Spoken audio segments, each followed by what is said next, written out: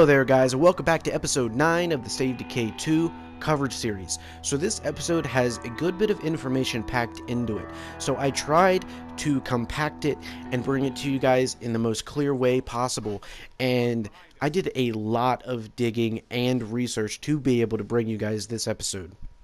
So, this topic is something no one has talked about, and it's almost like it's right in front of all of us, and it's really mind-blowing. So, let's get into today's topic. It's very enlightening information, guys.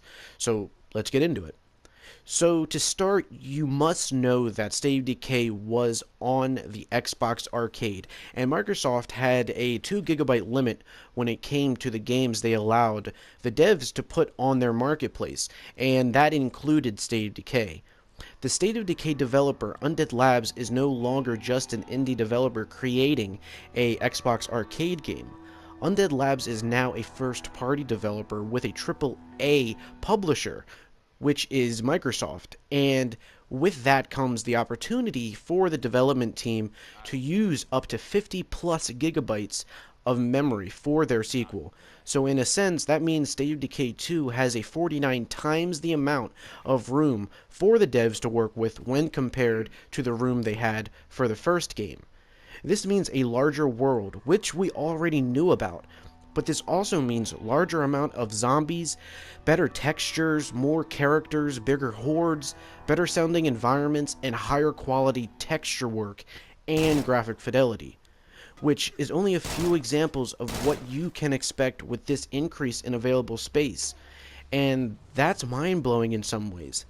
This is part of the reason why they were able to implement multiplayer, and also a world that is 3 to 4 times larger than the first one.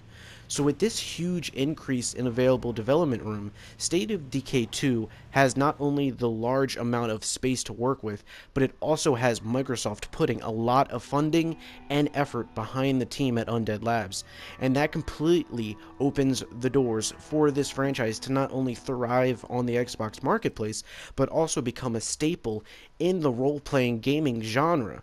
State of Decay, when it first released, was just an indie title. State of Decay 2 is being developed as a first-party AAA title. This game is not in Kansas anymore. Not to sound too optimistic, but Microsoft cannot afford to let this game fail. And as I read the tea leaves and start to dive deep into the development of State of Decay 2, I really am starting to see this being huge and successful for the devs and the fans. So that has been today's discussion, and I'm sure many of you didn't realize how big this leap is between State of Decay and State of Decay 2. But yeah guys, that's been episode 9 of the State of Decay 2 coverage series. I know it's a pretty quick episode, but that was a lot of information compact for you guys.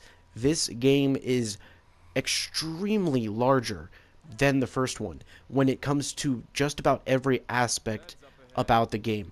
They have a huge amount of new room and available memory and space to create the State of Decay they always wanted to make.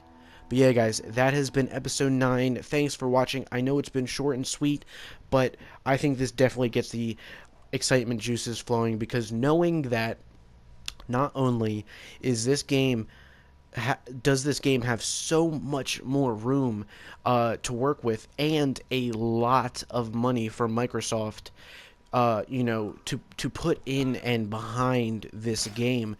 Like I said, this game is not an indie game anymore. It is at AAA status, and we can only hope for that to mean that this game is going to be the game we all want it to be. And I'm pretty sure Untitled Labs knows that, and that's what they're going to bring. But yeah, guys, that has been episode 9. I love you guys. I'll see you guys in the next episode. I'm your host, Arky. Peace.